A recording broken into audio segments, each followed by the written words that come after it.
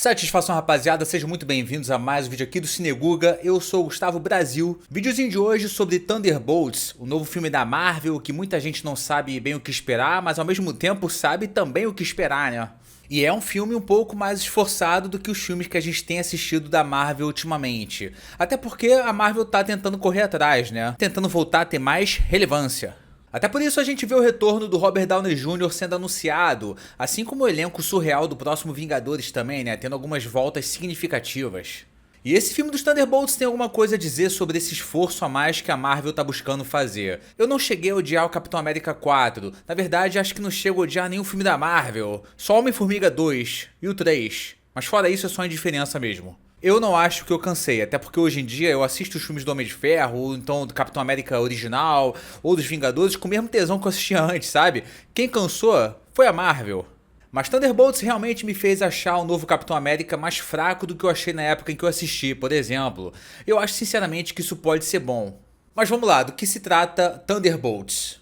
Aqui a gente tem uma equipe de anti-heróis que é recrutada para uma missão perigosa. Eles formam um grupo de desajustados e rejeitados que acabam sendo pegos numa armadilha da Valentina, personagem da Julia Louis-Dreyfus. Que aliás eu já começo falando aqui, eu gosto muito dessa atriz, eu não assisti VIP, mas eu assistia Old Christine, lá da Warner, e achava ela muito boa. Mas essa personagem na Marvel é tão chata, cara, tão sem graça, tão boba, ela parece uma personagem, sabe? No filme, um personagem não pode parecer um personagem, ele tem que parecer uma pessoa de verdade. Ela é muito chata, cara, eu não aguento, não sei por que insistem tanto nessa personagem. Mas a minha vontade com ela é ofuscada pela presença de uma das piores personagens que eu já vi nesses filmes aí, que é a Fantasma. Pra quem não lembra, essa desgraça foi vilã de Homem-Formiga 2. Ou melhor, não foi vilã não, porque vilão é quem fez aquele filme horroroso. Eu sinceramente não sei de onde tiraram que seria uma boa ideia resgatar essa personagem do Quinto dos Infernos. Uma personagem que absolutamente ninguém lembrava, tava bem lá sem lembrar. Sabe quando você tem um trauma e você consegue apagar esse trauma, você nunca mais lembra dele? É tipo isso, a gente não lembrava dela. Assim, eu não sei se essa personagem faz parte da equipe original dos quadrinhos, tá? Nem você deve saber, né? A não ser que você seja uma das 14 pessoas que conhecem os Thunderbolts.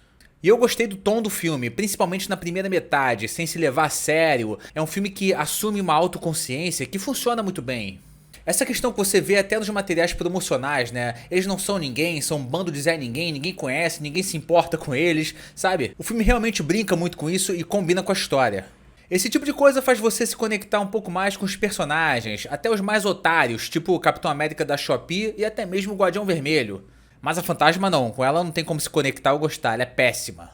Mas aí você vê que por esse ponto até faz sentido a Fantasma tá nesse grupo aí, né? Porque, como eu falei, eu não gostava do Walker na série do Falcão e do Soldado Invernal, e também quando eu assisti Viúva Negra achei o Guardião Vermelho muito bobo. Mas irmão, tinha outras pessoas melhores pra trazer aí em vez dessa pangaré, né? Como a Taskmaster, por exemplo.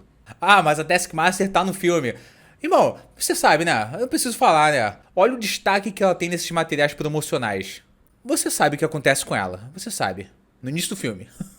Eu preferia até o Namor, sabe? O nosso eterno Paulinho ex-Corinthians, até porque ele vai voltar mesmo. Se fosse pra dar uma segunda chance, eu preferia o Paulinho. Só pra constar, eu continuo achando o Guardião Vermelho um super de um bobão, tá? Mas pelo menos nesse filme se encaixa mais do que em Viúva Negra. E além do Wyatt Russell, a gente tem mais um Nepo Baby aí, né? Que é o Lewis Pullman. Eu tava achando muito legal ele ser só um cara aleatório chamado Bob, que tava ali por acaso, mais ou menos como rolava com o Pete em Deadpool, né? Era só um brother que tava ali, não faria nada relevante. Mas você já viu pelos trailers que ele é o Sentinela, né?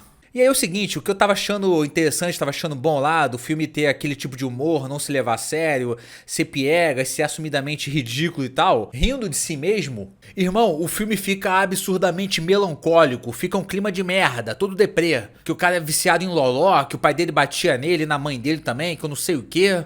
Eu não gosto disso porque eu acho que destoa absurdamente do tom que pra mim tava dando certo, tá? De não se levar a sério e tal. Aí depois do nada o filme vira adolescência da Netflix. Começa a se levar a sério demais, mais do que o necessário. Por outro lado, o filme até se mantém consistente nesse tom quando ele muda, pelo menos isso, mas aí já tinha me perdido. Ele até aborda um conceito interessante da depressão e bipolaridade do personagem. A forma como isso é abordado no filme é criativa e visualmente funciona. É como se fosse uma manifestação visual da bipolaridade do personagem. Por isso eu até acho que vai acabar funcionando para a maioria das pessoas, mas pra mim ficou bem destoado. Até porque eu senti que deu uma caída no filme quando ele foi pra esse lado, sabe? Talvez até tenha sido proposital pro filme não ficar muito Guardiões da Galáxia, mas aí nesse contexto atual dos filmes da Marvel, às vezes é melhor copiar uma coisa boa do que tentar inventar e ser sério demais. É óbvio que não é a primeira vez que a Marvel aborda assuntos sérios. Em Homem de Ferro, o cara é cachaceiro, além de ter tido problemas de relacionamento com o pai que deixaram ele do jeito que ele é até o final. O Steve Rogers sofria bullying, o Demolidor é ceguinho, o Pantera Negra fala muito sobre questões raciais, mas essas coisas não destoavam dos filmes. Mas como eu falei, é um filme melhor do que eu achava que ele seria, porque eu achava que ele seria uma bomba.